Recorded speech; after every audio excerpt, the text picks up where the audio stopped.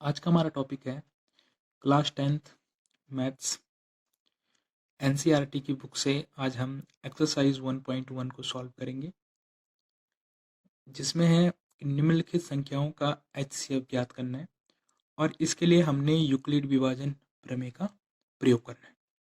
तो सबसे पहले हम जान लेते हैं यूक्लिड विभाजन प्रमेय के अंतर्गत क्या होता है कि यदि ए एक बड़ी संख्या है, ठीक है ना, ए अगर बड़ी संख्या है और बी छोटी संख्या है, तो जो हमारा फॉर्मूला बनेगा वो बनेगा ए बराबर बी क्यू प्लस आर। ठीक है, तो फॉर्मूला क्या बनेगा, ए बराबर बी क्यू प्लस आर। अब ये यहाँ पे ए का मतलब है बड़ी संख्या, बी का मतलब है छोटी संख्या, क्यू मीन्स होता है क्वेश्चन जिसे हम भागफल कहते हैं, और आर होता है रिमाइंडर। यानी फॉर एग्जाम्पल अगर हम समझें, जैसे कि हम किसी, जब हमारे पास बड़ी संख्या ए है तो ए अंदर आ जाएगी, छोटी संख्या बी है तो बी बाहर आ जाएगी, और जब हम बी से ए में भाग देंगे तो जाहिर सी बात है हमारे पास कुछ क्या आएगा, भागफल आएगा, जिसे हम क्वेश्चन कहते हैं, क्यू से रिप्रेजेंट करते हैं। और आर भी आ सकता है, आ भी सकता है, नहीं भी आ सकता है, वो डिपेंड करता है। Remainder, R for remainder. तो उसी तरह से यहाँ पे कहते हैं ए बराबर बी क्यू प्लस आर। अगर हम यहाँ पे उदाहरण को समझें तो चलो हम पहला क्वेश्चन करते हैं। 135 एंड 225, ठीक है। 135 और 225 का हमने क्या करना है, एचसीएफ निकालना है। विधि क्या प्रयोग करनी है, यूक्लिड विभाजन प्रयोग करनी है, ठीक है ना। सॉल्यूशन यहाँ पे हम लिख सकते हैं यूक्लिड विभाजन प्रमेय से, यूक्लिड विभाजन प्रमेय से, यूक्लिड विभाजन प्रमेय से क्या होता है, ए बराबर बी क्यू प्लस आर होता है। देखो यहाँ पे बड़ी संख्या कौन है, 225 है, और छोटी संख्या 135। यानी ए की जगह क्या लिख लेंगे, फॉर्मूले के अकॉर्डिंग 225 लिख लेंगे, बराबर बी की जगह क्या आ जाएगा, 135। अब हम यहाँ पे किनारे पे भाग दे सकते हैं, तो 225 में भाग देंगे हम 135 का, ठीक है। तो ये कैसे बना है 135, 100 और 35 से, यानी 100 दूने 200 और 35 दूने 70, यानी 135 दूने कितना हो जाएगा, 270।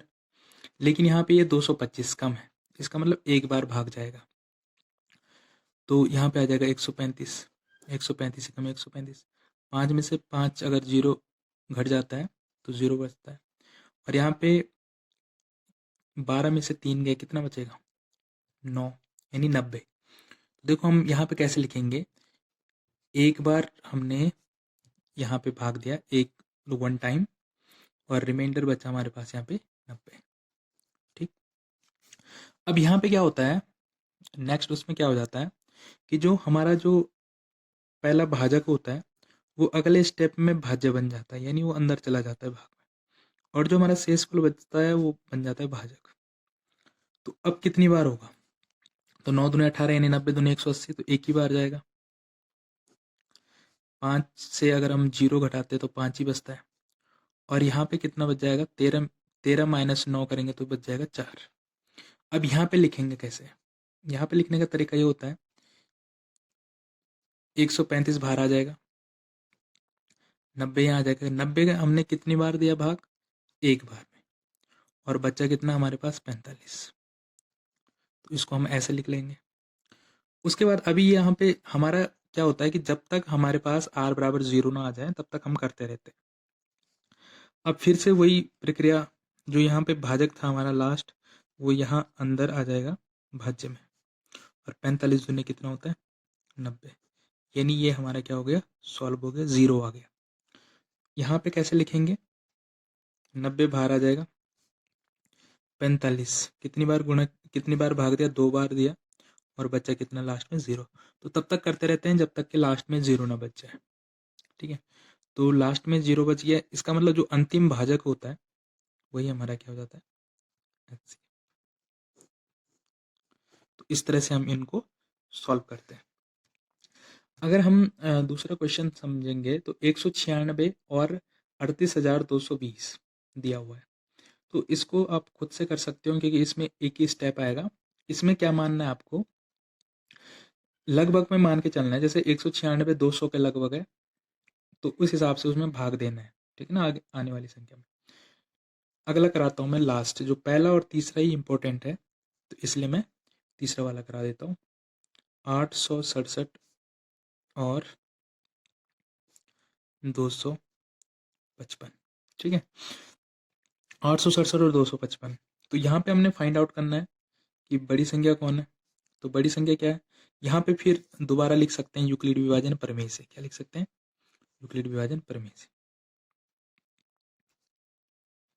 यूक्लिड विभाजन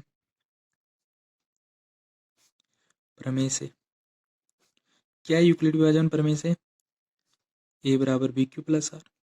यहाँ पे बड़ी संख्या 867, तो उसको बाहर लिख लेंगे, बराबर b मतलब छोटी संख्या 255। अब यहाँ पे भाग कैसे देते हैं, तो देखो हमेशा छोटी संख्या से बड़ी संख्या में भाग देते हैं। 867 अंदर आ जाएगा और 255 बाहर।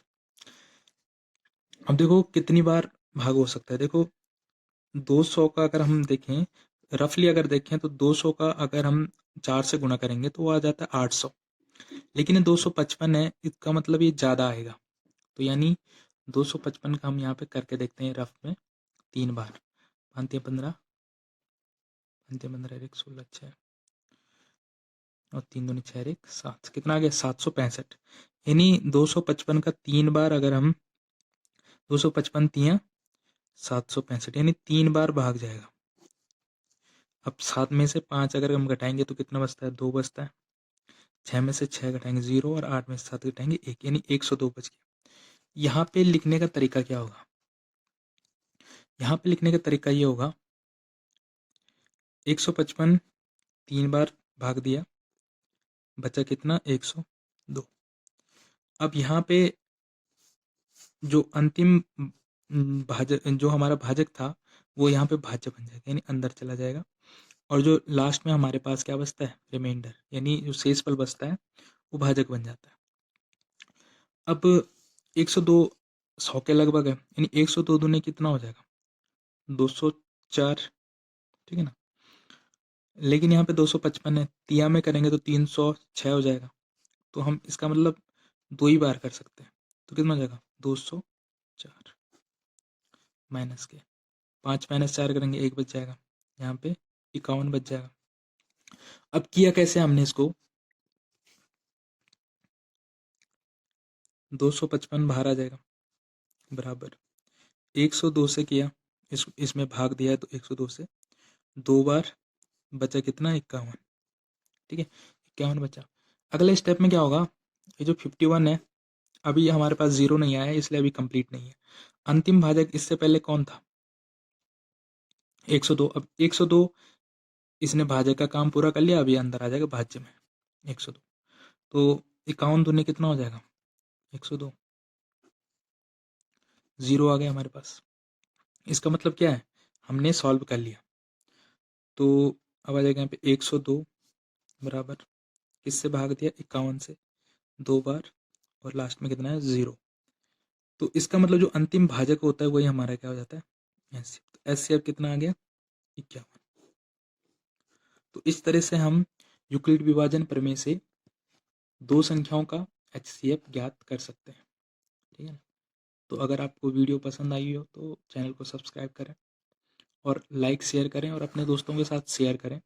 और अगर वीडियो में किसी तरह का डाउट लगता है या इससे भी इजी लैंग्वेज में अगर आप समझना चाहते हैं, इससे भी इजी क्या हो सकता है, बट और भी इजी तरीके से अगर समझना चाहते हैं तो उसके लिए आप कमेंट बॉक्स में जाके कमेंट कर सकते हैं। Thank you.